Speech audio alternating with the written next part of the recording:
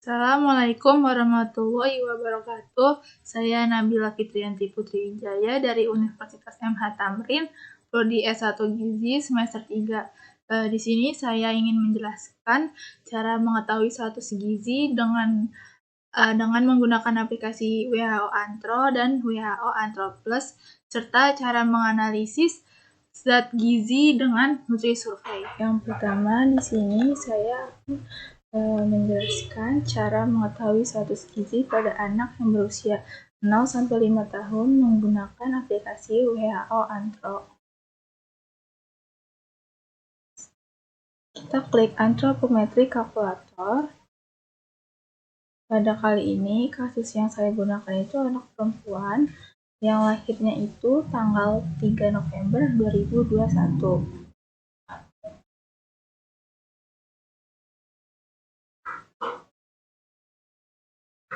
Berarti pada saat ini dia berusia 3 tahun 2 bulan.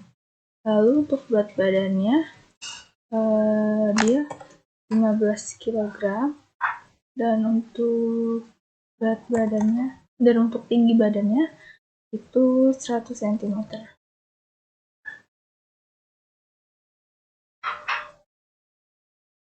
Dia sudah bisa berdiri. Nah, di sini sudah keluar angka-angkanya. Yang pertama ini untuk BB per TB-nya, Z-score-nya ini minus 0,16. Kita lihat grafiknya. Di BB per TB ini grafiknya berada di garis hijau ini atau di garis median. Lalu menentukan dia normal atau tidak, kita lihat di tabel klasifikasi status gizi. Karena tadi dia BB per TB, kita lihat di sini. Lalu tadi Z-score-nya minus 0,16. Berarti dia ada di gizi baik atau normal, karena rentang gizi baik itu ada di min 2 SD sampai plus 1 SD. Lalu selanjutnya kita ke BB per U. BB per U ini Z-score-nya 0,32. Kita lihat grafiknya. Pada grafiknya ini titiknya berada di antara garis hijau dan garis merah, tapi dia lebih mengarah ke garis hijau atau median. Lalu kita lihat dia normal atau tidak. Tadi BB per U itu dia itu 0,32 Z-score-nya. Berarti dia ini berat badannya normal, karena berat badan normal berada di rentang min 2 SD sampai plus 1 SD. Lalu selanjutnya itu TB per U. TB per U ini Z-score-nya 0,77. Kita lihat grafiknya. Di grafiknya ini titiknya berada di garis hijau atau median dan di garis merah plus 2 SD. Lalu kita lihat dia normal atau tidak, pendek atau tidaknya kita lihat di ini, di tabel. Dia tadi berarti normal ya di sini, karena normal itu berada di antara min 2 SD sampai plus 3 SD. Lalu selanjutnya IMT per U. IMT per U ini Z-score-nya minus 0,27. Kita lihat grafiknya. Grafiknya ini ada di sini nih, di dekat garis hijau median. Kita lihat dia normal atau tidak. Kita lihat pada tabel. Di tabel ini IMT per U. IMT per U ini dia gizi baik atau normal karena rentangnya dari min 2 SD sampai dengan plus 1 SD.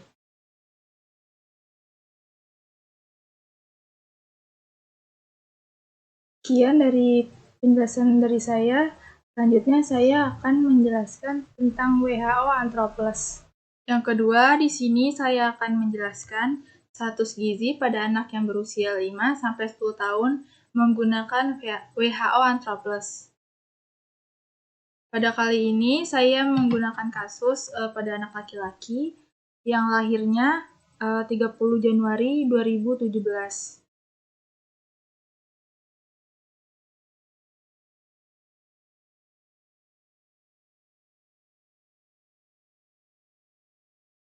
yang berarti pada saat ini dia berusia 7 tahun 11 bulan. Untuk berat badannya, dia 30 kg, sedangkan untuk tinggi badannya, dia 135 cm.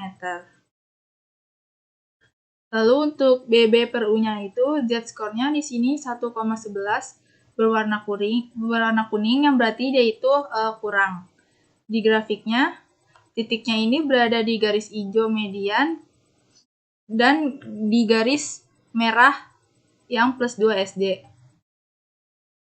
Lalu untuk TB per U-nya itu, Z-score-nya 1,38 juga berwarna kuning yang artinya dia pendek. Untuk grafiknya, titiknya ini berada di antara garis hijau median dan juga garis merah plus 2 SD. Tapi dia lebih mengarah ke garis yang merah. Yang terakhir, untuk IMT per U-nya ini, dia Z-score-nya 0,46 berwarna hijau yang berarti dia normal. Di grafiknya ini, titiknya ini berada di antara garis hijau median dan juga garis kuning plus 1 SD. Sekian penjelasan saya tentang WHO Anthroples. Terima kasih. Selanjutnya, di sini saya akan menganalisis zat gizi yang saya makan selama sehari kemarin. Kemarin itu saya tidak ada sarapan, langsung ke selingan siang. Di selingan siang ini, saya makannya selingan siang saya makan roti coklat di jam 10.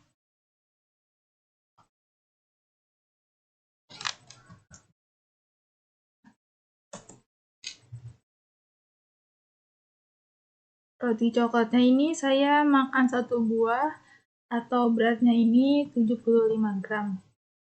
Langsung ke makan siang di jam 1.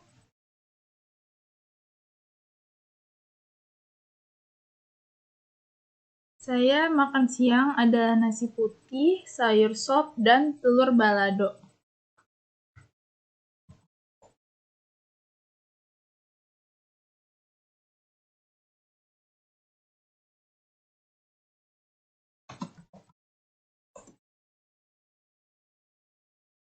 Nasi putihnya itu sebanyak 200 gram.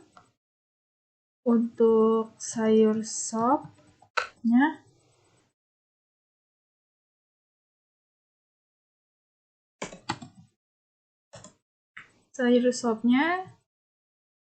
sebanyak 150 gram.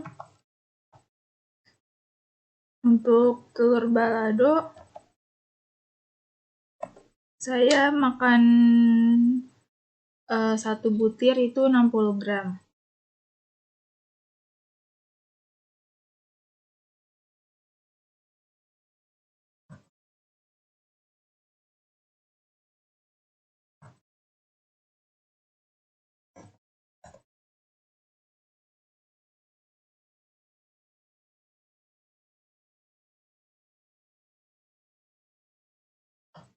Untuk selanjutnya, saya makan buah pisang itu di jam 3 sore. Atau snack sorenya, saya makan buah pisang.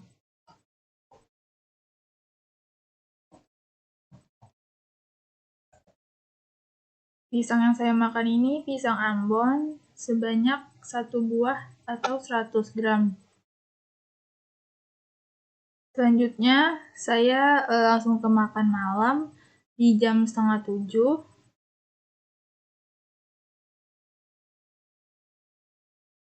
Saya di makan malamnya itu ada nasi putih,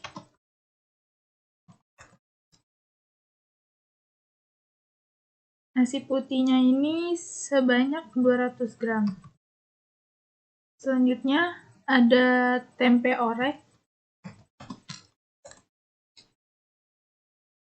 Tempe oreknya ini saya makan sebanyak 75 gram. Selanjutnya ada udang goreng tepung.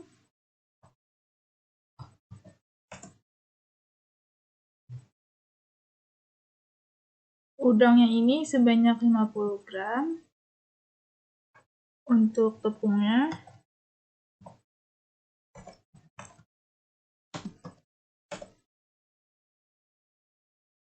sebanyak 10 gram. Setelah makan malam, saya minum susu di jam 8.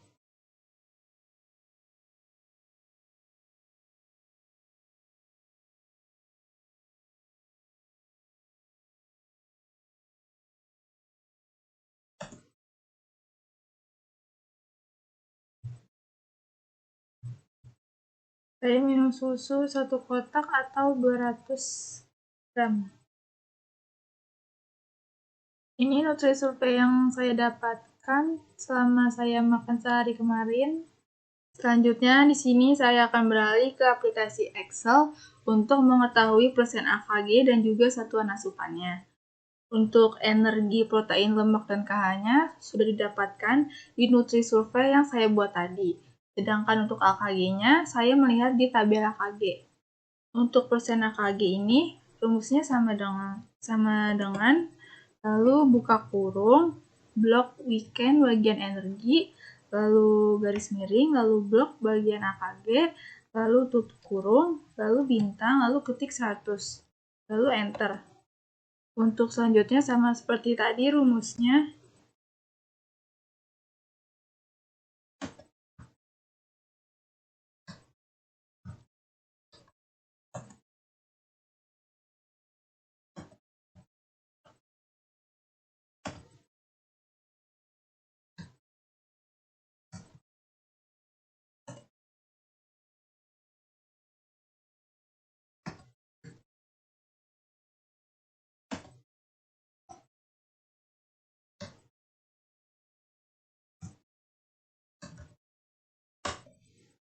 Untuk satuan asupannya ini, kalau kurang, persen AKG-nya kurang dari 80%.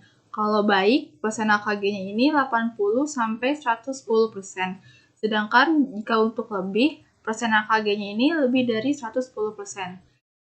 Untuk energi, saya ini satuan asupannya dia kurang. Kalau untuk proteinnya baik. Untuk lemaknya saya kurang. Dan untuk KH-nya juga kurang. Sekian dari saya untuk menjelaskan persen AKG dan satuan asupannya. Yang terakhir di sini saya akan menambahkan daftar makanan ke dalam Nutrisurvey dan cara menghitung setiap takaran saji dari makanan kemasan yang saya punya ini. Langkah pertama, kita ke makanan, lalu ke modifikasi database di KBM. Nah, di sini kita klik tambah food, tulis nama makanannya, lalu ke kilojoule. Di sini itu kan kilojoule, sedangkan yang kita butuhin itu kilokalori. Caranya ini kita 100 dibagi takaran sajinya dulu. Takaran saji di sini itu 27 gram.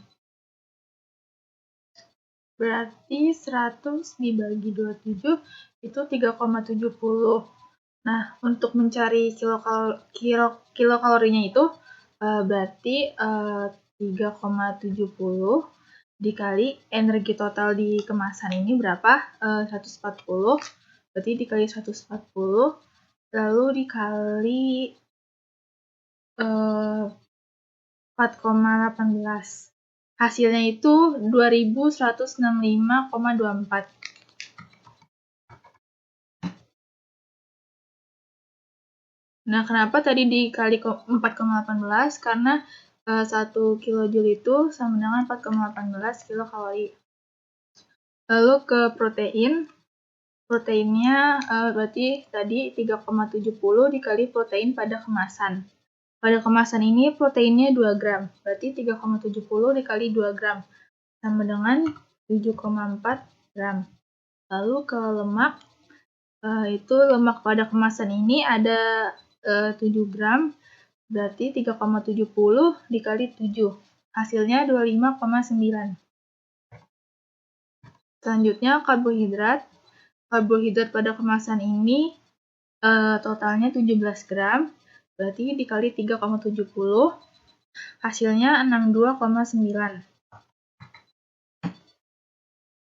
Lalu kita klik OK, dan yes. Nah, kalau sudah, kita cari di sini nama tadi makanan yang kita masukkan.